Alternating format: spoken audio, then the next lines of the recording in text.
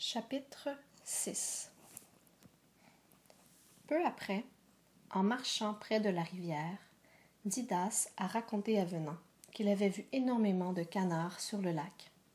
« Le ciel est noir de canards à en faire peur. Ils arrivent par gros groupes. C'est bien simple, ils nous mangent, » a-t-il résumé. Incrédule, le survenant a souri.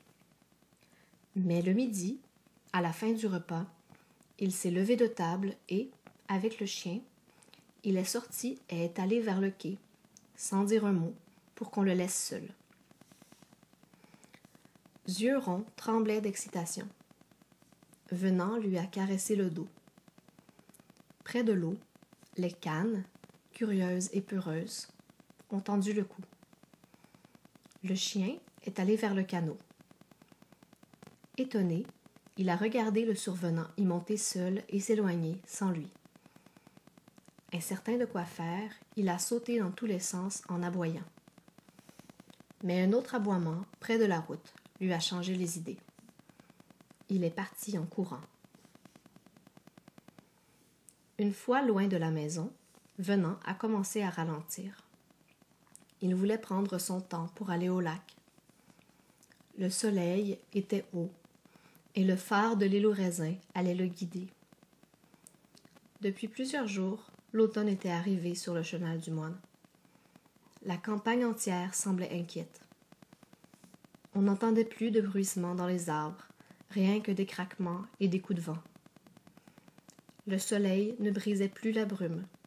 Celle-ci restait toute la journée sur les champs et les demeures. Les potagers avaient été couverts et protégés. D'un champ à l'autre, la voix des hommes se faisait entendre, comme une cloche dans l'air matinal. Et souvent, le cri d'un mouton, stupide et peureux, traversait la rivière. Maintenant, tout était si calme que la plaine semblait abandonnée. Le chenal, sans les feuilles des arbres, paraissait plus large. Sur une terre, des moutons, assemblés en rond, se tenaient nez contre nez, épaule contre épaule, solidaires, silencieux et forts. Le lendemain, il allait falloir les faire entrer à l'intérieur. Venant a cessé de ramer et a laissé le canot dériver. Il a observé le paysage. Il pouvait voir au loin, mais il regardait près de lui. L'île communale, les arbres, les plantes, tout se reposait. Venant a reniflé d'émotion. Quelque chose de grand et de nostalgique à la fois, quelque chose qu'il n'avait jamais ressenti avant se glissait en lui, qu'il aurait aimé partager, mais dans le silence, soit avec Didas Beauchemin, soit avec Angelina Desmarais, ou peut-être aussi Zuron. Il a regretté d'avoir laissé le chien sur le quai. Le père Didas n'avait pas menti. Il y avait au lac de grands groupes d'oiseaux sauvages qui attendaient le signal de la migration vers le sud. Déjà, la sarcelle à ailes bleues avait fui le pays. Les canards, assemblés par milliers, les uns silencieux, les autres nerveux, formaient comme une île vivante. Cachés derrière des branches, venant à regarder leurs mouvements, nuages de plumes et de duvet, tournoiements et vols de canards de toutes sortes. Il a essayé de distinguer les différentes espèces d'oiseaux. Le harle avec son chapeau violet qui cherchait le poisson, le bexy qui marchait croche, le bec bleu. Un malard se tenait à l'écart. À tout moment, un oiseau, dans un fracas d'eau et de plumes, s'envolait. Incapable d'éloigner son regard, Venant est resté longtemps immobile, ébloui, jusqu'à s'apercevoir que le soleil se couchait et que le soir s'approchait. Au retour, l'eau apparut plus lourde. Bientôt, elle se transformerait en glace. En entrant dans la maison, il a été surpris d'y trouver seulement Alphonsine. La jeune femme, tout à l'heure apeurée d'être seule à la nuit tombante, a passé sa mauvaise humeur sur le premier qui rentrait. « Vous voilà, il était temps. Et les deux autres? » Amable et le beau-père sont partis dans la baie de la Vallière. Pas à la chasse encore? Non. Le père d'Ida n'est toujours pas allé ramasser ses framboises. Il va coucher là, je pense. Consolez-vous, la petite mère. Je pense que c'est son dernier voyage. Ce soir, toutes les baies seront prises. Didas est seulement revenu le lendemain midi, le visage brûlé par le froid. En effet, des cristaux de glace entouraient les baies. Après avoir cueilli les fruits, il avait passé la nuit à chasser sous la lune. Les canards, attirés par l'eau de la mare, y plongeaient sans peur. « Puis votre chasse ?» a demandé Venant. Plusieurs fois, pendant la nuit, le survenant avait entendu le bruit du tir. « Ma chasse ?» Le père d'Idas a souri. Sans se dépêcher, il a sorti de la voiture l'étui de cuir où se trouvait le fusil. Didas traitait le fusil de chasse comme un ami. Il y faisait très attention, ce qui faisait rire Amable. Depuis l'arrivée du premier Beauchemin, au Chenal du Moine, 6 générations auparavant, le fusil de chasse était à l'honneur dans la maison. Celui-ci, de bonne valeur sans être une merveille, participait à la vie intime de la famille Beauchemin, comme la table, le poêle, comme le lit. Didas le connaissait si bien que, si du gibier passait, il le manquait rarement. Sous le regard de Venant, Didas a pris 2 sacs remplis de canards. Il y en avait 62 en tout, des noirs pour la plupart, mais quelques cendrés, quelques cous rouges, tous gras et avec de belles plumes. Ils tombaient comme des roches! Mais soudain, des images du passé ont ressurgi à ses yeux, et il a ajouté « C'est rien, ça. T'aurais dû voir les chasses d'autrefois, où on remplissait le canot de canards. » Il était tout de même très content d'étonner le survenant.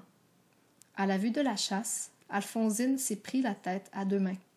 « C'est pas possible! » Tant de canards à plumer, flamber, vider, tant de plumes à retirer. Et les poux des canards qui vous courent partout sur le corps. L'odeur lui levait le cœur. Découragée et frissonnant de dédain, elle a dit à Amable. « Au moins, dis à ton père de vendre les canards avec leurs plumes. » 2 ou 3 jours plus tard, un énorme vol d'outardes a traversé le ciel au soleil couchant. Elles allaient continuer leur vie sur des terres plus accueillantes. Elles volaient par bandes de 50, les dernières, plus jeunes ou moins habiles, criant constamment pour qu'on les attende. Après la soirée, en ouvrant la porte, Didas a entendu dans le ciel un dernier bruit d'ailes. Un dernier groupe passait comme un coup de vent. Les canards sauvages voyageaient de nuit, sans un cri, à une grande hauteur de leur vol rapide du départ.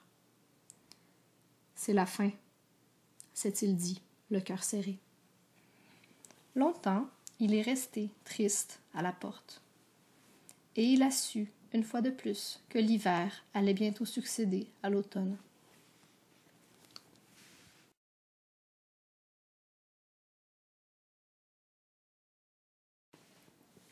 Chapitre 7. Didas a mal dormi. Après une saison de chasse, l'habitude de coucher dans le canot lui laissait le sommeil léger. Toutefois, il n'avait jamais connu pareille nuit d'insomnie.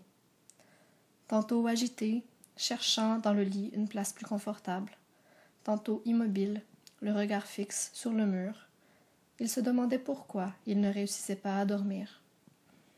De temps en temps, il sentait une douleur le prendre à l'épaule gauche, mais il n'était pas du genre à se plaindre. « C'est quand même pas le pain ni le beurre que j'ai mangé hier soir qui pèse sur mon cœur. Le pain, c'est ma vie. » Non, ce n'était pas le pain. L'air de la chambre paraissait rare et dur pour sa gorge. Il a toussé bruyamment, dans l'espoir de réveiller quelqu'un, surtout le survenant, qui couchait au grenier, juste au-dessus de lui. Le lit a craqué, mais Venant n'a pas bougé. Dans la chambre voisine, Alphonsine a reniflé. Elle faisait un cauchemar. Puis, la maison est retournée à son silence lourd. Par la fenêtre, la lumière de la lune se déposait sur le lit. Didas a étiré ses gros pieds, cherchant la détente. Soudain, comme par miracle, la paix est revenue dans la maison. Le silence est devenu plus léger, et Didas ne sentait plus la douleur à son épaule. On entendait Zuron se promener dans la cuisine. Même l'air de la chambre devenait respirable. La nuit touchait à sa fin. L'aube arrivait, mais les canards avaient quitté le pays. Didas a fermé les yeux et a essayé d'entendre, en lui-même, le dernier vol. Le bruit d'ailes s'éloignait. Didas verrait-il les canards sauvages revenir au printemps? Le bruit d'ailes s'éloignait, insaisissable. Didas serait-il de ce monde en avril prochain, quand sur l'eau haute, le premier couple se poserait sur la mare, derrière la maison?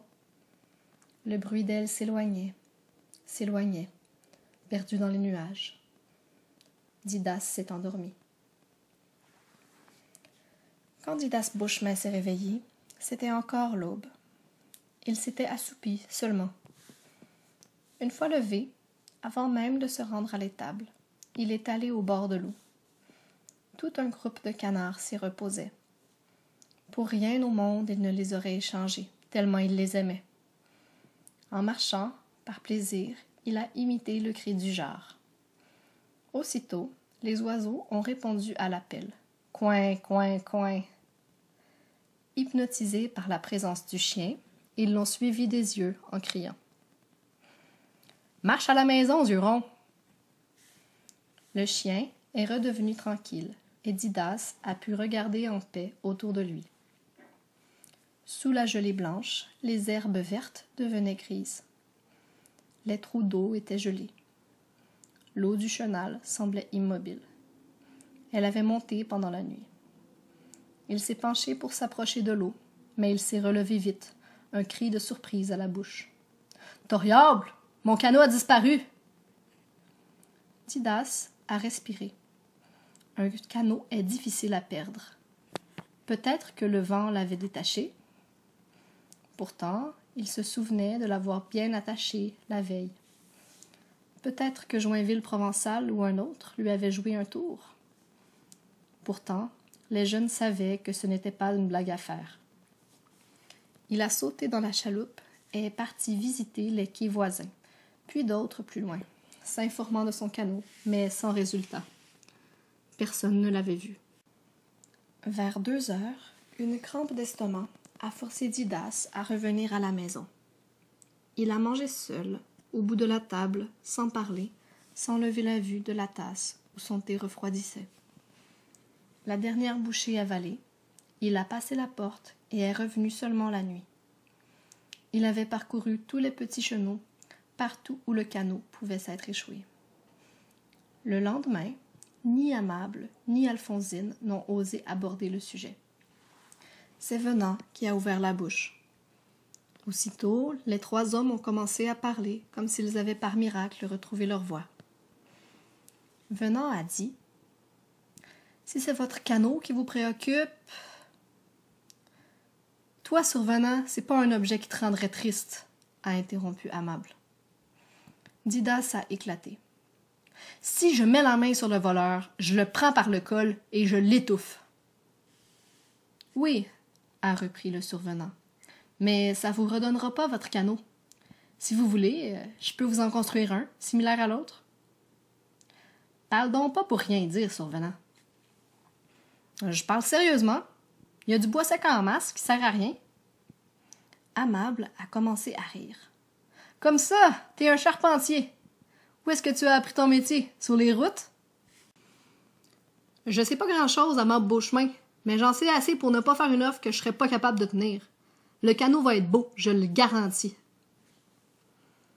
2 dimanches de suite, à la suite de la messe, Didas a crié sans succès la perte de son canot. Alors, un peu gêné, il a demandé à Venant. Ce que t'as dit l'autre jour sur le canot, Le survenant l'a aidé. « Je vous ai fait une offre, mais il faudrait me donner des outils. Je peux pas travailler le bois juste avec une hache. »« Ouais, il y a un coffre à outils dans la chambre d'en haut, mais je sais pas ce qu'ils valent. » Les deux hommes ont monté l'escalier. Debout sur une chaise, Didas a ouvert une trappe au plafond et en a pris un coffre poussiéreux. Il l'a ouvert et le survenant a tout de suite pris dans ses mains un trusquin, des ciseaux à bois, des gouges. « Où avez-vous eu tous ces outils-là? »« Ah, ils étaient à un des vieux beaux chemins, mais je pourrais pas te dire lequel. Depuis que je suis enfant, j'ai toujours vu le coffre dans la maison. » Au fur et à mesure qu'il sortait les outils, Venant a continué à les nommer. Des servantes, une boîte à onglets, des sergents, une boîte à recaler. Il y avait tous les outils qu'un bon artisan pouvait désirer. Didas a observé. « Tu connais tous leurs noms? »« Ah, mon grand-père avait un coffre semblable. »« Ton grand-père était un charpentier? »« Mon grand-père? » Venant a souri. C'était un vieux patenteux. Il me disait lui aussi que le coffre venait d'un ancien, mais il ne savait pas lequel. Les deux hommes ont ri. Bientôt, le survenant a repris. « Je peux vous construire un canot de 9 pieds, en pin. Un canot pour un homme. Une vraie belle chose. »« Là, tu parles, mon garçon. Je pourrais travailler en paix dans la grange cet hiver. Seulement, je veux pas être dérangé par personne. Pas de problème si tu veux pas. »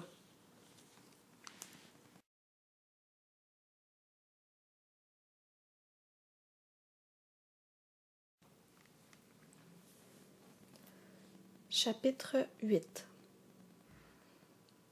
Où donc, Fonzine? T'entends pas la cloche?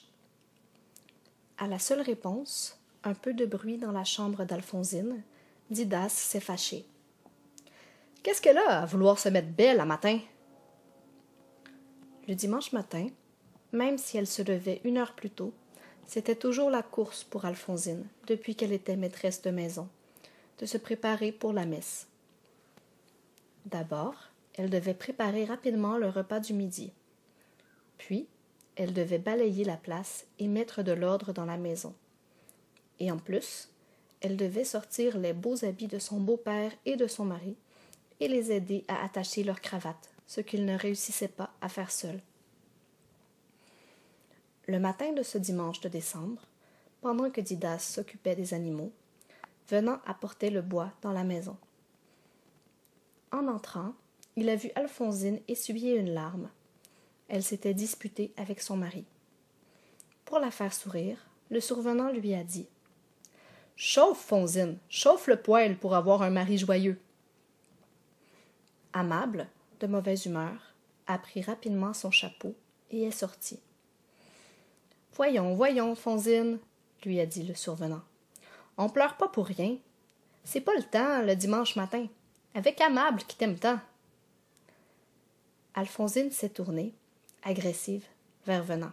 « T'es qui pour te mêler de ça, grand Dieu des routes? Qui t'a dit qu'Amable m'aime? À moi, il m'en parle jamais. » Venant a laissé tomber le bois qu'il avait dans les mains. « C'est pire. Une femme, ça peut vous taper la face pendant des heures de temps. Mais si vous essayez seulement de l'arrêter, elle crie au meurtre. Un homme lui donne son nom, il pourrait s'ouvrir la poitrine et s'arracher le cœur pour elle. Du moment qu'il ne crie pas qu'il l'aime, non, il l'aime pas. » Alphonsine, vexée, a répondu. « T'en sais beaucoup ces femmes pour un vieux garçon. » « Et qui t'a dit que j'étais... » « Écoute la petite mère, j'en connais plus là-dessus que tu penses. » Le père Didas s'est impatienté de nouveau. « Grouille donc, Fonzine! » Il a dit à Venant. « Prépare-toi, on part. Elle manquera la messe. Tant pis pour elle. » Puis il est sorti en se plaignant. « Elle n'est pas raisonnable. On va arriver le sermon commencé. Un vrai déshonneur. » Le survenant a obéi. Près de la chambre d'Alphonsine, il a frappé le plancher à grands coups de balai. « Tu le fais exprès, Fonzine? Tu sais bien que le cheval va pas vite et que les chemins sont pas beaux. » La jeune femme, à travers la porte, a dit seulement « Vous, mêlez-vous de vos affaires !» Dehors, la cloche de Sainte-Anne-de-Sorel continuait à sonner. Le son se répandait au Chenal du Moine, dans les champs gelés, dans la grande rivière. Elle sonnait encore quand Alphonsine est sortie de la maison. Elle était à peine reconnaissable et très laide. Elle n'avait plus son visage lisse et ses bandeaux colorés retenant ses cheveux, mais un toupette frisé et la figure d'une blancheur risible, jusqu'aux sourcils. Elle s'est assise en arrière avec Amable. Le survenant s'est installé sur le siège d'en avant, à côté de Didas, prêt à partir, les guides en main. Ils ont avancé plusieurs minutes sans que personne ne parle. Proche du fleuve, le chemin de Sainte-Anne-de-Sorel était large et assez ordonné. Mais passé le petit moulin, en s'éloignant du fleuve, puis le long du chenal du Moine, il devenait sinueux, suivant les irrégularités de la rivière. En face de la demeure des Beauchemins, l'herbe y poussait même l'été. Un peu plus loin, le sentier n'était même pas aménagé. En s'aventurant sur ce chemin, le survenant a remarqué « Il y a pas mal de bosses sur la route. » Didas a répondu « Je sais pas ce que tu veux dire, survenant, mais si tu veux parler des cratères dans le chemin, je vais dire comme toi, il y en a en maudit. » Du coup, tous se sont détendus. Venant a poursuivi son idée. « Il nous faudrait de la neige. »« Sans doute. Quand il n'y a pas de neige, le fret détruit tout. » Il parlait d'une voix ferme, mais il était inquiet. La neige, qui tombait depuis le commencement des siècles, allait fatalement venir à manquer. Ce n'était pas seulement par fierté que Didas voulait arriver avant le commencement de la messe. Il détestait se dépêcher, disait-il. Mais il aimait surtout parler avec tout le monde à la porte de l'église. Puis, quand il s'assoyait sur son banc, un quart d'heure avant le début, il avait le temps de regarder qui y était, de chercher son chapelet et aussi de penser en paix à ses affaires personnelles. À l'entrée du prêtre, il les abandonnait pour se mettre en présence de Dieu. Mais rester attentif était difficile. Malgré sa bonne volonté, il trouvait difficile de comprendre les grandes vérités que l'abbé Lebrun prêchait. Pour lui, les commandements de Dieu et de l'Église se résumaient en 4. Faire le bien, éviter le mal, respecter les personnes âgées et être sévère envers soi comme envers les autres. Le père Didas en avant, ils sont entrés dans l'église et sont allés jusqu'en avant. Le survenant, qui portait les mêmes vêtements le dimanche comme la semaine, s'est assis avec les Beauchemins. Pierre Combe Provençal se trouvait sur le plus beau banc, récemment repeint. Fort, gras et fier, il occupait la moitié du banc. Avant de se mettre à genoux, Didas l'a vu et a pensé. « C'est ben lui le gros gras. Il lui faut toute la place. Tant pis pour les autres. » Le curé de Sainte-Anne a commencé la lecture de l'Évangile du jour. En ces temps-là, Jésus dit à ses disciples, « Il y aura des signes dans le soleil, la lune et les étoiles. Voyez le figuier et les autres arbres. Quand ils commencent à pousser, vous reconnaissez que l'été est proche. Le ciel et la terre passeront, mais mes paroles ne passeront point. » Quand le prêtre s'est tu, la foule des fidèles s'est mise à genoux pour prier. L'abbé Lebrun a fermé le livre sacré et, en regardant son public, il a commencé son sermon. Il prêchait sans émotion, sans recherche, d'une voix monotone. Comme chaque dimanche, au début du sermon, Didas Beauchemin a fait un effort pour écouter. Mais petit à petit, ses yeux se sont tournés vers le vide et ses préoccupations personnelles ont pris le dessus. Il faudrait de la neige, beaucoup de neige. À mesure qu'il vieillissait, Didas n'était plus persuadé, comme avant, de la régularité des saisons. Il savait que les choses étaient éphémères. Quand il s'était installé sur la terre ancestrale, puis à la naissance de ses enfants, Un sentiment de durée, d'éternité l'avait habité. Comme les racines d'un arbre qui, à chaque jour, à chaque instant, grandissent. Il savait que le printemps ranimerait l'eau des rivières, que l'été amènerait des fruits. Il savait que le départ des oiseaux à l'automne était nécessaire et qu'ils reviendraient au printemps. Il savait que la neige tomberait quand elle serait prête, et pas avant. Mais la mort de sa femme avait été comme la mort d'un arbre, imprévisible et prouvant l'éphémère. « Si l'ange de Dieu, prêchait le curé de Sainte-Anne. Oui, si l'ange de Dieu venait reprendre la neige et détruire la vie au chenal du moine. En attendant, c'est l'ange du sommeil qui faisait pencher la tête de Didas.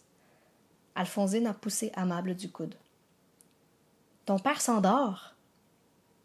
Des yeux, son mari lui a répondu. « Laisse-le. »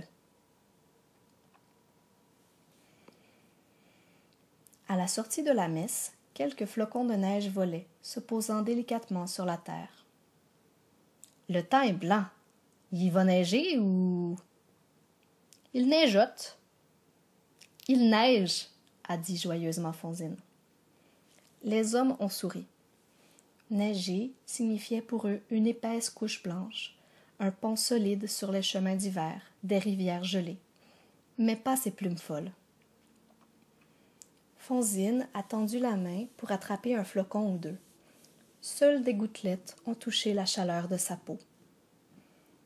Peu de temps après, au petit matin, Venant a compris à son réveil que la transformation attendue était arrivée. Il a sauté hors du lit. Sous le ciel bas, on ne voyait que la neige. Elle unifiait la campagne dans une blanche immobilité.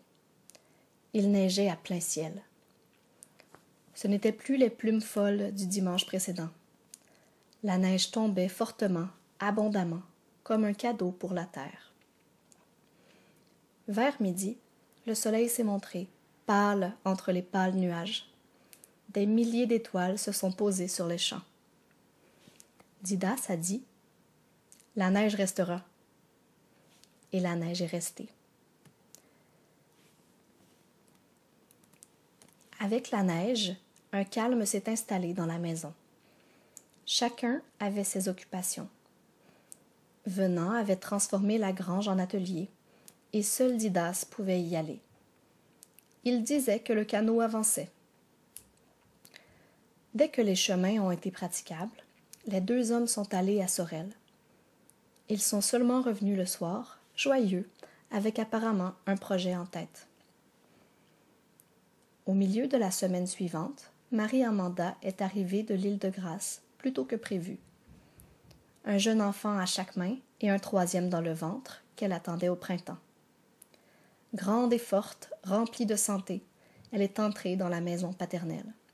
« Je suis un peu en avance pour le temps des fêtes. » Alphonsine a compris que Marie-Amanda voulait consoler son père d'un premier jour de l'an sans Mathilde Beauchemin.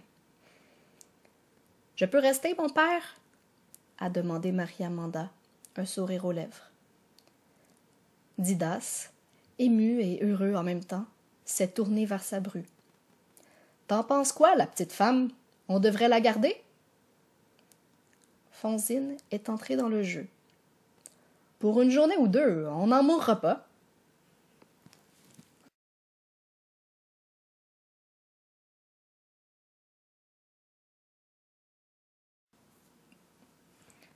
Chapitre 9. C'est à ce moment que la maison a retrouvé sa vie. Dès le lendemain de son arrivée, Marie-Amanda a commencé le grand ménage qu'Alphonsine avait toujours retardé. Toute une journée, les femmes ont lavé le linge, les draps, les serviettes. Une odeur de propreté, de confort a rempli la maison, et les hommes ont pris 1000 précautions pour ne rien salir. « Tu vas t'ennuyer, » disait souvent Didas à Marie-Amanda. Mais elle ne s'est pas reposée avant que tout soit en ordre, qu'il y ait aux fenêtres, comme au temps de Mathilde Beauchemin, de jolis rideaux cousus à la main, et sur les lits de plumes de beaux oreillers. Dans la commode, les anciens tapis colorés attendaient leur tour pour donner un air de fête à la maison. Dans la cuisine, il y avait la table, le poêle et les chaises, ainsi qu'un beau meuble en bois qui servait à ranger la vaisselle. Au centre, il y avait une carafe de cristal. Elle était rose, avec des images de colombes dorées, avec 6 verres minuscules. Elle contrastait avec le reste de la vaisselle, plus neutre. Lorsque quelqu'un l'observait, Didas sentait le besoin d'en expliquer l'origine. « C'est la bru. » Alphonsine l'avait gagnée à la même fête sorelloise où elle avait gagné la fameuse tasse. Puis, ils ont préparé la viande. Angelina a proposé d'aider à préparer la saucisse. « C'est pas de refus, » a répondu Fonzine, épuisée. Mais Marie-Amanda, habituée à travailler, ne se plaignait jamais. À peine si parfois, les mains sur les hanches, elle prenait une pause pour s'étirer. Le travail lui semblait naturel et facile. Ses gestes étaient précis et paisibles. Sûre d'elle-même, elle préparait la nourriture, pétrissait le pain, lavait les vêtements et faisait le ménage. S'il manquait quoi que ce soit dans la maison, c'est elle qui préparait le cheval et courait jusqu'à Sainte-Anne, même à Sorel, acheter ce qu'il fallait. Venant lui avait même montré à faire du pain sans levure. Fonzine, qui avait tant de difficultés à se faire aider par Amable, enviait Marie-Amanda d'avoir une si grande assistance de tout le monde. Angelina, elle, jalouse de l'attention que le survenant portait à Marie-Amanda, essayait de copier les manières de son amie. Noël approchait. Le matin du 24 décembre, Marie-Amanda a commencé à se promener, comme autrefois, du garde-manger à la maison. C'était le moment de préparer et d'apporter les beignets au sucre blanc fin, le ragoût de boulettes et les tourtières. Au fond d'un chaudron de fer, un morceau de jeune porc frais cuisait doucement. Comme autrefois, la dinde dégelait dans le réchaud. Et tout en haut, dans la chambre de Didas, en sécurité, loin de la vue des enfants, les sucreries, les oranges et les pommes étaient cachées derrière une pile de draps. Comme avant, a pensé Marie-Amanda. Mais la joie insouciante d'autrefois n'était pas en elle. Son cœur, rempli de durs souvenirs, était plein de chagrin. Son frère Éphrem s'était noyé un midi de juillet. Il n'avait pas 16 ans. Mathilde Beauchemin n'était plus de ce monde pour calmer Didas quand Amable et lui ne s'entendaient pas. La grand-mère n'était plus là pour aider dans la cuisine en se plaignant que la nourriture était meilleure dans l'ancien temps. Marie-Amanda aurait aimé partager sa peine, mais elle s'est tue pour ne pas attrister les autres. Elle est simplement allée à la fenêtre regarder dehors. Le soir tombant bleuissait la neige, et le ciel se confondait avec le sol. À travers les larmes, Marie-Amanda voyait à peine le paysage. Déjà, c'était elle, à 30 ans, la plus vieille des femmes de la famille. C'était à elle, la fille aînée, de donner le bon exemple. La vie était comme une rivière qui continue à couler, peu importe. Les êtres humains étaient comme des quenouilles, impuissantes, incapables de la retenir. Cruelle, la rivière continuerait à couler. Personne n'y pouvait rien. La petite Mathilde, surprise de voir sa mère immobile, est allée vers Marie-Amanda. « Maman !» Le petit Éphrem, pas encore solide sur ses jambes, l'a imité. « Maman, maman !» Marie-Amanda s'est retournée. Elle avait encore le cœur gros, mais ses enfants la consolaient. Elle a dit à Alphonsine, « Si on faisait de la praline, comme dans mon jeune temps ?» La petite Mathilde a répondu, joyeuse, « De la praline, maman, je veux de la praline !» Marie-Amanda a pris sa fille dans ses bras pour lui donner un baiser. Le survenant la lui a enlevée doucement en disant, « Vous ne devriez pas la porter, elle est trop lourde pour vous. » Peu après, le commerçant de Sainte-Anne est arrivé. Il est entré dans la cuisine avec une bouffée d'air gelé. À chaque maison, il prenait le temps de fumer sa pipe et de s'informer de tous les membres de la famille. Puis, le père Didas, il est toujours veuf? Les femmes lui font peur? Fonzine, pour le plaisir, a dit. Elles sont pourtant pas dangereuses. Ah, ma fille, on sait jamais. J'en ai connu qui étaient bien épeurantes. Ah oui? Oh oui, des femmes laides comme des poux. Puis, il continuait à s'informer. Puis toi, Fonzine, tu t'es pas fait baptiser? Puis Amable? Puis le survenant? Puis Zieron, il aboie toujours? Quand est arrivé le tour de Marie-Amanda, il a demandé. Puis les gens de l'île de Grâce? Ils semblent bien aller, si je te regarde. Il prenait des nouvelles à chaque maison et s'attardait à chaque fois. Cela semblait le but principal de sa tournée, plutôt que la vente de marchandises. Marie-Amanda adorait assister à la messe de minuit. Le survenant avait accepté de rester à la maison avec les enfants. Marie-Amanda l'avait rassurée. Les enfants ne se réveillaient jamais. Son mari, lodge Aubuchon, les a rejoints à l'église de Sainte-Anne et, après la messe, tout le monde est revenu au chenal. David Desmarais et Angelina avaient accepté l'invitation de passer le réveillon chez les Beauchemins. Angelina n'avait jamais connu de plus heureux Noël. « Quel beau Noël !» pensait-elle dans son cœur, où la joie de la célébration se confondait avec l'image du survenant. À leur arrivée à la maison, Venant dormait sur sa chaise. Il s'est réveillé en même temps que Zieron, et ils se sont levés d'un bond. Une fois les chandelles allumées, Alphonsine s'est exclamée. « Où est-ce que vous avez trouvé ce fauteuil-là? » Le fauteuil que venait de quitter Venant, un vrai fauteuil de bois, aux pattes moulées, avec quelques défauts charmants, se tenait près du poêle. Encore endormi, Venant a dit en bâillant. Pas seulement le père Didas et Amable qui auront leur chaise dans la maison. Moi aussi j'aurai la mienne maintenant.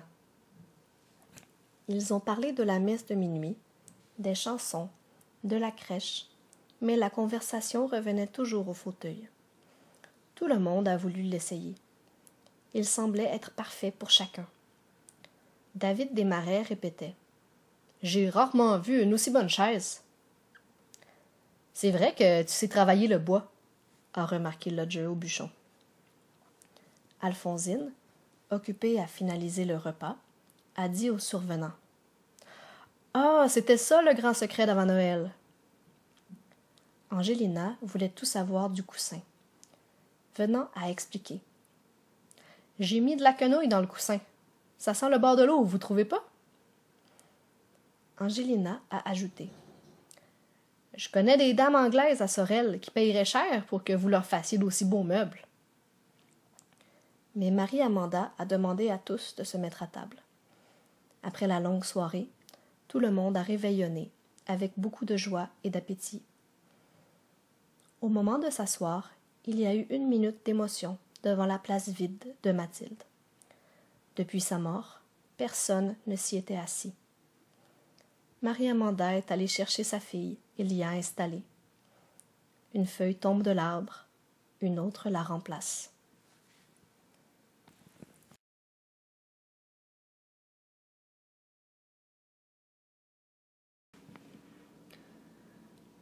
Chapitre 10.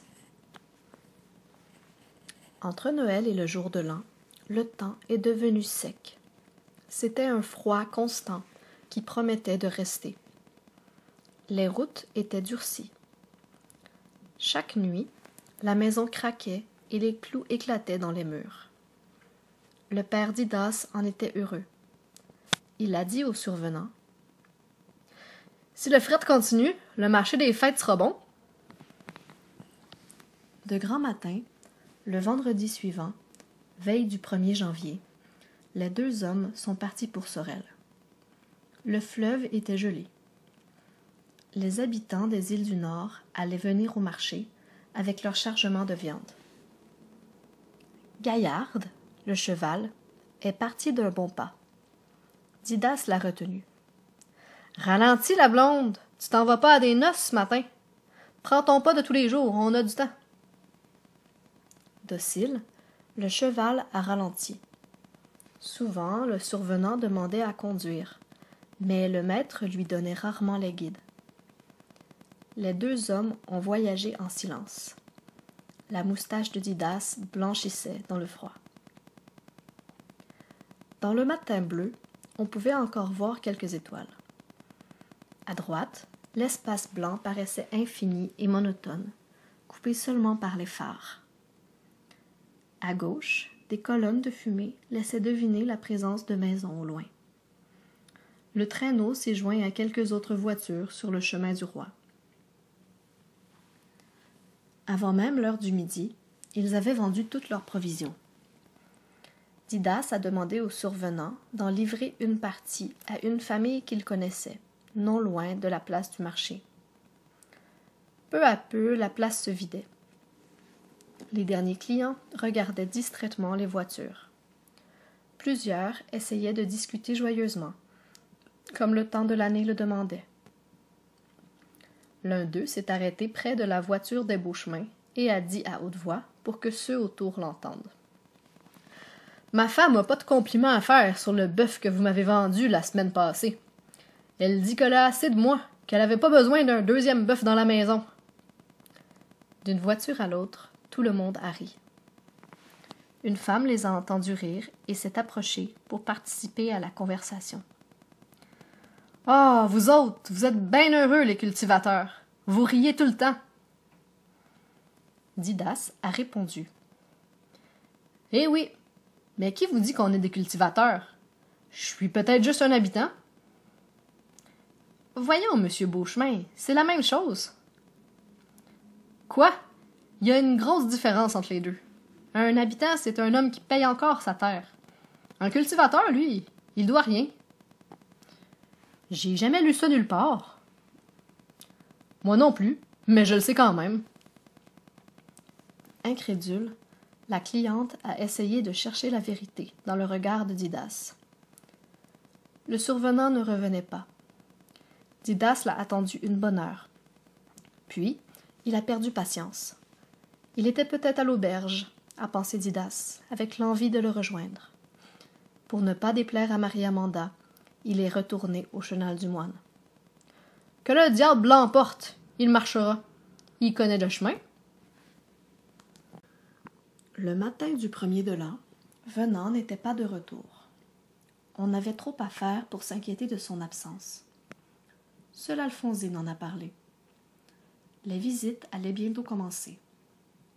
En effet, avant 8 heures, de jeunes gens ont cogné à la porte pour saluer les Beauchemins.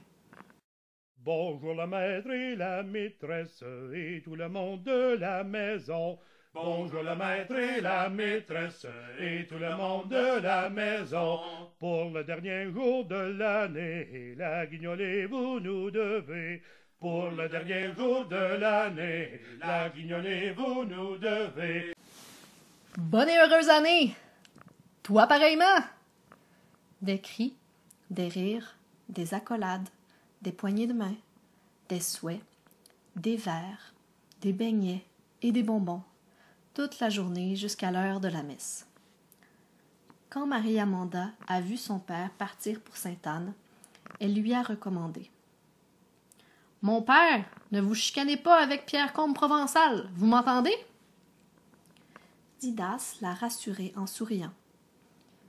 Plusieurs années auparavant, un matin du jour de l'an, Pierre Combe Provençal, la main ouverte, s'était avancé vers Didas sur le perron de l'église après la messe.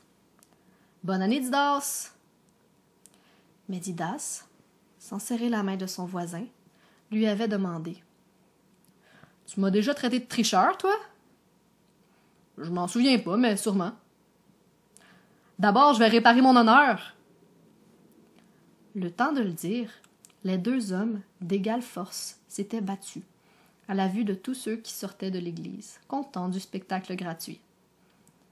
Après quelques minutes, Didas avait jugé son honneur réparé et avait serré la main de Provençal. Bonne année, Montcombe! Toi aussi, Didas! Mathilde Beauchemin détestait la bataille. En apprenant la chose, elle avait dit « J'ai jamais vu deux hommes être autant amis et ennemis en même temps. » Après 15 ans, au jour de l'an, elle faisait encore la même recommandation à son mari. Marie-Amanda, pour suivre l'exemple, avait trouvé naturel de la répéter. Les visites ont continué jusqu'au soir, de moins en moins fréquentes. En fin de journée, Bernadette Salvaille est arrivée, l'air mystérieux. Après quelques questions, elle a admis. « Mes parents préparent une grande fête demain soir. Tout le monde est invité, même les demoiselles Mondor. Et le survenant, bien sûr. » Fonsine a observé. « Tu parles pour rien. Il n'est pas revenu hier soir. Il reviendra peut-être pas. »« Dis pas ça, » lui a répondu le père Didas. Il commençait à regretter de ne pas avoir attendu Venant la veille. La bru a voulu s'asseoir dans le nouveau fauteuil, mais il lui a dit de se lever. « C'est pas ta chaise. Laisse-lui sa place. Personne boit dans ta tasse. » Sur l'heure du midi, le lendemain, le survenant est apparu dans une voiture revenant de la messe. Il avait une bosse au front et le côté droit du visage bleu. En descendant de la voiture, il n'a rien dit. Fonsine était seule à la maison. En le voyant, elle a dit « Qu'est-ce qui s'est passé? Tu seras pas beau ce soir? Tu sais que Bernadette Salvaille fait sa grande soirée? » Toutefois, elle a essayé de prendre soin de lui. Elle lui a fait à manger et a voulu lui mettre un morceau de viande crue sur l'œil. Il a refusé tout. « Ah, never mind! » Alors, elle l'a forcé à se coucher avant l'arrivée des autres. « Dors pour être en forme ce soir, survenant. » Par la porte, la douce chaleur accueillait les invités chez Jacob Salvaille. Une odeur de fines herbes, d'épices, de nourriture grasse les saluait. « Enlevez vos chapeaux, mettez vos manteaux dans la chambre. » Des femmes de tous les âges, couvertes jusqu'aux yeux, entraient dans la chambre. Elles ôtaient leurs grands bas, leurs foulards, leurs longs manteaux, leurs chapeaux, leurs capes, leurs capuches. Alors on reconnaissait les jeunes filles jusqu'aux vieillardes, bien habillées avec leurs vêtements du dimanche. Les jeunes se regardaient du coin de l'œil. Plusieurs portaient une nouvelle jupe ou une nouvelle robe. Une cousine de Bernadette rendait les autres jalouses avec une robe achetée en Europe par sa mère.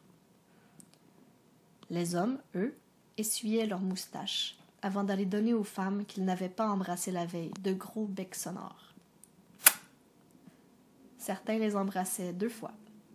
Les femmes protestaient, mais en riant. Les demoiselles Mondor essayaient d'éviter le père Didas. « Bonne année, Ambéline! Puis un mari! »« Quoi? Un mari? Vous voulez dire le paradis, monsieur Beauchemin? »« Mais, pauvre demoiselle, c'est la même chose. » Bernadette était très excitée. Elle a vu son père embrasser l'autre demoiselle Mondor, et elle a crié à sa mère. « Venez vite, ma mère! » Madame Salvaille est arrivée en courant. « Mon Dieu, qu'est-ce qu'il y a encore? »« Regardez votre beau Jacob qui va d'une fleur à l'autre. »« Le mien? Ah, j'ai pas peur. Il va s'épuiser bien vite. » On ne s'entendait plus parler, tellement il y avait de rire. « Pensez-vous qu'il vous reste de l'appétit, au moins, père Didas? »« Inquiète-toi pas. Je vais commencer par manger. Après, je mangerai encore. »« Donnez-lui donc un autre morceau de pain. »« Où est-ce qu'il est, le pain? Et le beurre? » a demandé Pierre Combe Provençal. Un peu figés au début du repas, ils avaient repris leur naturel et mangeaient ensemble sans gêne. Maintenant, ils étaient 15 tablés. Il y avait autant de nourriture qu'à un mariage. Il y avait de tous les mets d'hiver, de la dinde, une tête de porc rôti avec des pommes de terre brunes autour, avec des soucoupes pleines de cornichons, de betteraves et de tomates vertes, et en plus des verres remplis de sirop d'érable et de mélasse, où on pouvait tremper son pain. Cependant, Madame Salvaille, en demandant aux gens âgés de s'asseoir à table, a dit poliment: « Il n'y a pas grand-chose, mais c'est fait avec le cœur. » Bernadette, de son côté, a expliqué aux jeunes gens: « On va laisser les vieux manger. Après, les jeunes mangeront en paix. Et je vous recommande le dessert. Il y a des œufs à la neige, de la crème brûlée, de la tarte au sucre, de la tarte au citron. C'est Angelina qui a préparé la pâte, de la belle pâte feuilletée mince. » Angelina, confuse, lui a fait signe de se taire.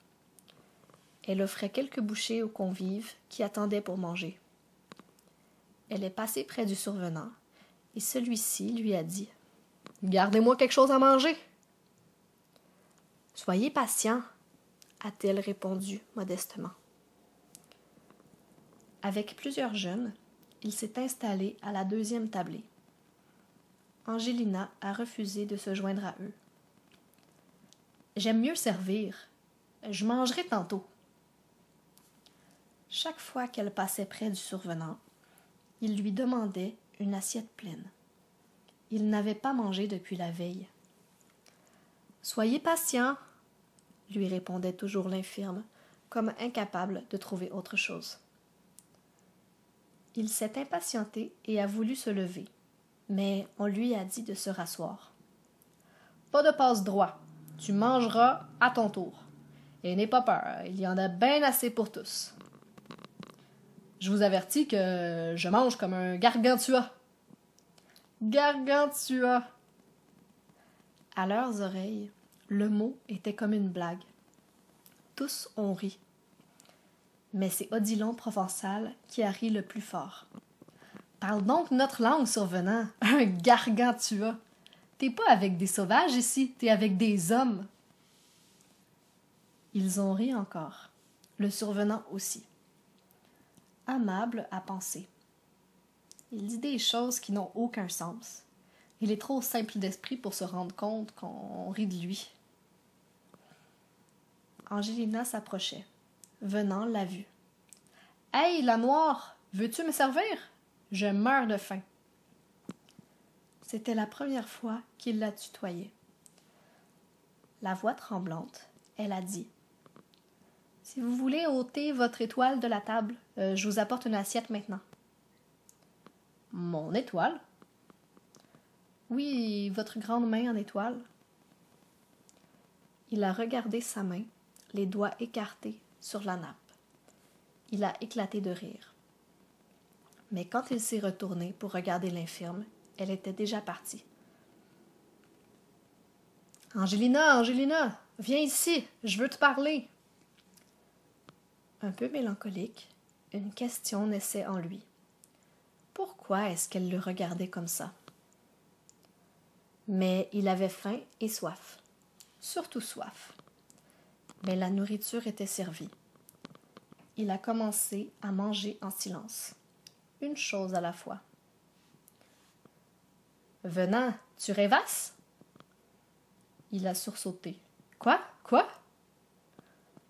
« On te demande si tu as entendu parler du gros accident. »« Quel accident? » « Il semblerait que 30 quelques personnes sont mortes dans une explosion à la gare de Montréal. »« Ah, oui, la Cayenne m'en a parlé. Mais honnêtement, je pourrais pas vous en dire plus. »« C'est qui ça, la Cayenne? » Le survenant a hésité. « Une personne que je connais. » Odilon a repris. « Elle est sûrement pas du pays. Sûrement une sauvage. Pas symétrique, peut-être, elle non plus. » Instinctivement, Marie-Amanda a regardé Angelina. Mais l'infirme semblait occupée ailleurs. Le visage du survenant s'est durci. Il a baissé la voix et a dit: « Je t'avertis, Provençal, laisse-la tranquille, tu m'entends? Tu la laisses en paix ou t'auras affaire à moi. Tu m'as compris? » Odilon a souri. « Quoi, je parlais pas d'elle. » Au moment de se lever de table, Venant a vu le commerçant de Sorel s'approcher d'Odilon et lui murmurer. « Je crois que la Cayenne, c'est une fille de la petite rue, à Sorel. » À leur sourire, il a deviné l'intention méchante. Venant aimait bien les 3 autres fils de Pierre Combe Provençal, mais Odilon lui déplaisait. Il avait envie d'abattre son poing sur ce gros garçon, aussi peu modeste que son père. La prochaine fois, il le ferait. Les hommes âgés sont allés à un bout de la salle pour fumer en paix. Un d'eux a demandé, en pointant le survenant, « Il doit être fort !» Sans laisser le temps à Didas de parler, quelqu'un du chenal a répondu. « En tout cas, il n'agit pas comme un homme fort. Il cherche pas à se battre. » Didas a protesté. « Justement, il est pacifique parce qu'il en a les moyens. » Le survenant a avancé une chaise pour s'asseoir avec eux. À cause du silence qui a suivi son arrivée, il a compris qu'il parlait de lui. La chaleur et la bonne nourriture lui enlevaient l'envie de discuter. Les hommes ont recommencé à parler. C'étaient toujours les mêmes sujets. L'hiver dur, les chemins mauvais, la glace, les prochaines élections. Soudain, l'un d'eux a résumé le rêve de la plupart d'entre eux. « Tout ce que je demande dans la vie, c'est une petite maison, bien logée, bien chauffée, assez d'huile, 30 $ par mois, juste pour me nourrir et me vêtir. » « Puis ta vieille pour te réchauffer? » L'homme a regardé le côté des femmes pour s'assurer que la sienne était loin, avant de répondre. « Ouais, mais pas trop souvent. »« Moi, dit le père Didas, quand je serai vieux, je voudrais avoir une cabane solide au bord de l'eau, proche du lac, avec quelques canards. »« Je te reconnais, » a conclu Pierre Combe. « Pour être loin du garde-chasse, hein? » « Quand est-ce qu'un homme est vieux, selon vous? » a demandé le survenant, amusé. Un a répondu. « Ah, quand il est juste une décoration dans la maison. » Un autre a dit. « Ou qu'il réveille les autres le matin avec ses os qui craquent. » Didas Beauchemin parlait plus fort que les autres. « Mon vieux père, lui, à 55 ans, allait encore au champ comme un jeune homme. » Un habitant qui vit tout le temps au grand air, sur l'eau, il durcit. Il peut être vieux de visage sans être vieux d'âge ou de corps. La conversation a ralenti. Parfois, l'un poussait un profond soupir, plus de l'estomac que du cœur, et il disait « J'ai bien mangé ». D'un signe de menton, les autres acquiesçaient, pour remercier les Salvaille de leur bon accueil. Les femmes aidaient soit pour servir, soit pour essuyer la vaisselle. Elles voulaient absolument aider. Inquiète, Madame Salvaille allait de droite à gauche, vérifier que tout allait bien. Au moment où tous lui disaient que le souper avait été une réussite, Eugène, le plus jeune de la famille, s'est avancé avec une fourchette jusqu'au milieu de la table pour y prendre un beignet. Maladroit, il a fait tomber le plateau et, sur le point de tomber, il a fait voler les plats de confiture qui ont éclaboussé les invités. Bernadette, furieuse, a crié « Le père, regardez votre beau Eugène et le dégât qu'il a fait. Il mériterait de manger une bonne volée. » Jacob Salvaille n'a même pas crié. Il a seulement dit tranquillement « Si tu voulais des confitures, petit gars, t'avais qu'à le demander, pas besoin de sauter dedans. » Les jeunes filles sont montées dans la chambre de Bernadette. En brossant leurs cheveux, elles se sont demandé à quoi pouvaient-elles bien jouer? À cache-cache? À la chaise musicale? Aux devinettes? Catherine Provençal connaissait plusieurs chansons. Elle a proposé. Si on chantait, on aura assez chaud à danser tantôt. On n'a pas besoin de commencer par des jeux. Comme vous voulez, a répondu Bernadette. C'est vrai qu'on va danser bientôt. Qu'est-ce que t'en penses, Marie? Marie Provençal a sursauté. Le dos tourné aux autres, elle était en train de refaire son maquillage. Rose de Lima Bibot a commencé à chanter une chanson, mais Bernadette l'a interrompue. « Descendons !» Dans les marches de l'escalier étroit, les garçons se racontaient des histoires. En voyant les filles, ils ont rougi et les ont laissées passer. « Une chanson! Une chanson !» a demandé Bernadette. Dans son coin, le survenant a commencé. J'entends le moulin, tic-tic-tac, j'entends le moulin, tac, j'entends le moulin, tic-tic-tac, j'entends le moulin, tac. Sans prendre le temps de respirer, sur le même ton, Odilon et ses 3 frères ont répondu. Mon père a fait bâtir une maison, j'entends le moulin, tac, l'a fait bâtir à 3 pignons, tic-tic, tic-tac. La chanson terminée, Bernadette a annoncé autour. Le survenant va nous chanter une autre chanson. Ah non, c'est assez. Mais survenant, vous pouvez pas me refuser ça? Plusieurs filles du chenal ont participé. On vous connaît, survenant, allez-y. Chantez, on veut vous entendre. Qu'est-ce que vous voulez que je chante? La chanson de votre cœur, grand Dieu des routes. De mon cœur? Pendant que les autres riaient fort, il a dit à Bernadette doucement. Donne-moi un verre et je chanterai.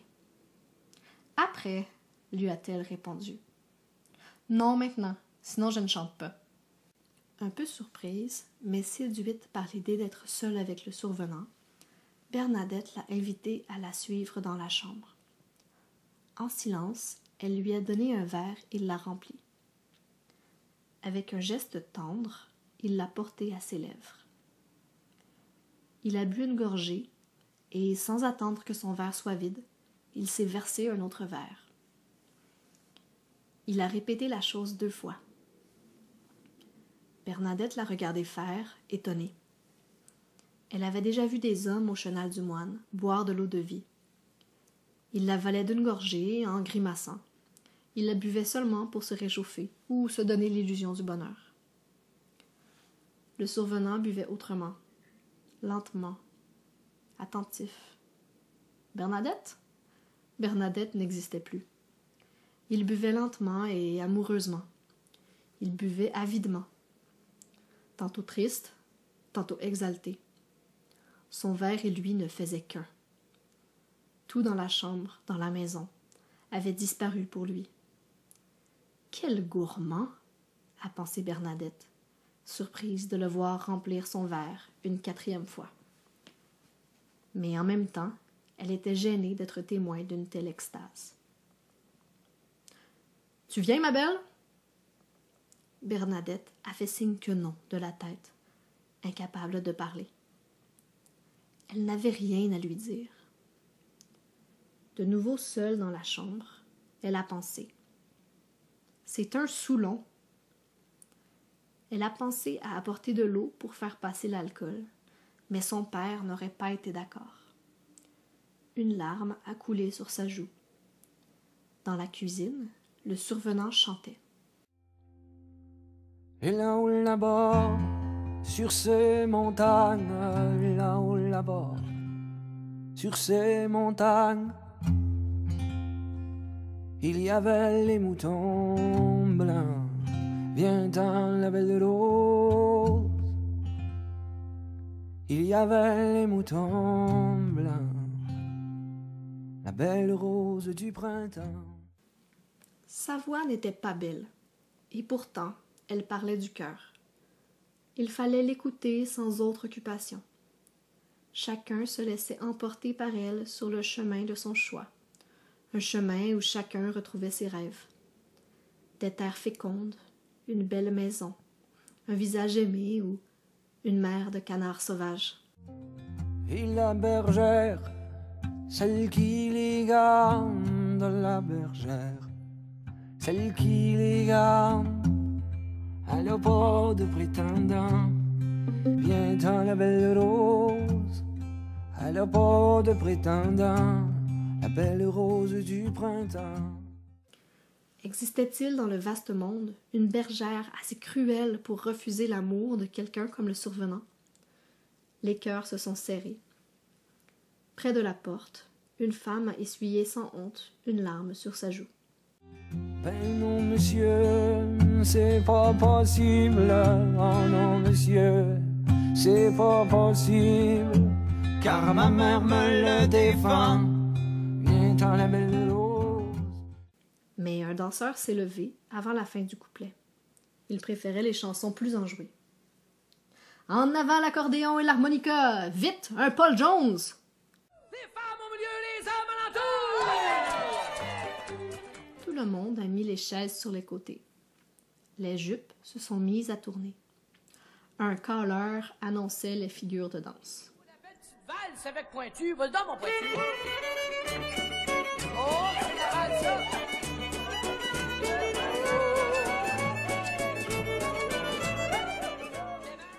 Peu habitués à la danse qu'ils n'aimaient pas, les garçons du chenal étaient vite fatigués et ils transpiraient à grosses gouttes.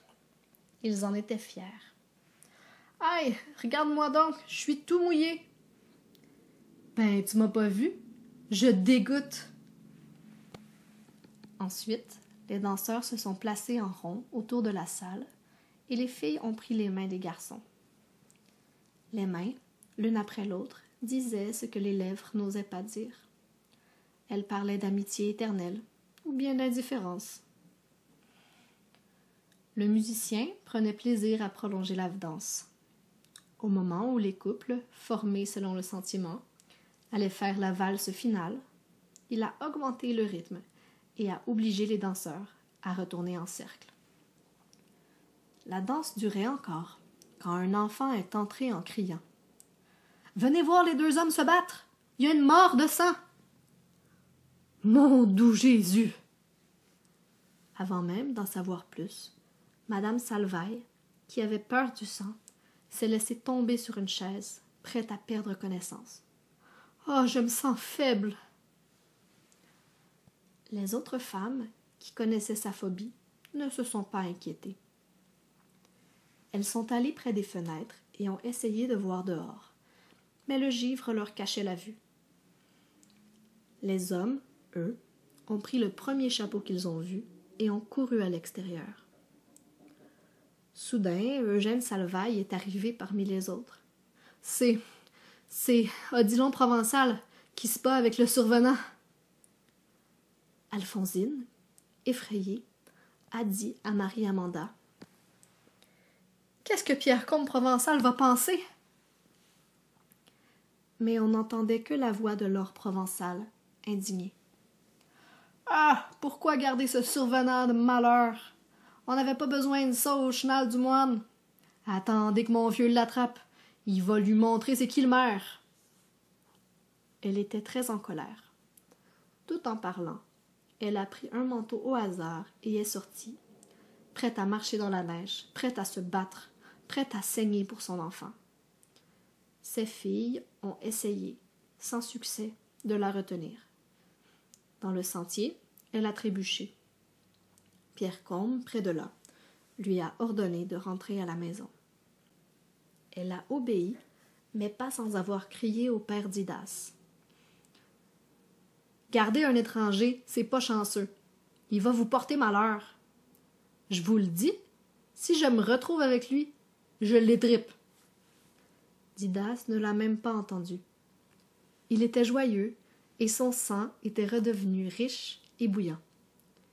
Sa face ridée, sa force en déclin, son vieux cœur inquiet. Il n'existait plus. Il retrouvait sa jeune force. Didas, fils de Didas, venait de s'installer sur sa terre. Il avait 30 ans. Son premier fils était né. Les beaux chemins continueraient. C'est lui qui se battait à la place du survenant. Ses muscles durcissaient sous l'effort. Vlan, ses poings cognaient dur. Les coups qu'il aurait voulu donner, le survenant les donnait. Vlan dans les côtes, tu l'as. Sous la lune, le corps d'Odilon n'en pouvait plus. Parmi la foule, le père Didas a murmuré. « Un maudit bonhomme, le survenant. Regarde-lui juste les mains et le visage, il est encore une jeunesse. Il paraît que Didas l'encourage à se battre. C'est comme son enfant. » Didas s'est senti fier et joyeux. Au contraire des femmes, les hommes acceptaient une bonne bataille de temps en temps. Que pouvait-il dire contre un combat loyal? Il ajoutait même un bon divertissement à la soirée. Sauf pour Pierre Comte Provençal, vexé de voir son fils recevoir une volée de la part d'un étranger. Donc le survenant est devenu encore plus respecté, surtout parmi les anciens, qui aimaient se battre dans leur jeunesse. Cependant, ceux qui, comme Amable, ne l'aimaient pas, l'ont détesté encore plus de le savoir non seulement bon au travail, avec les filles, mais en plus bon au combat et fort comme un bœuf.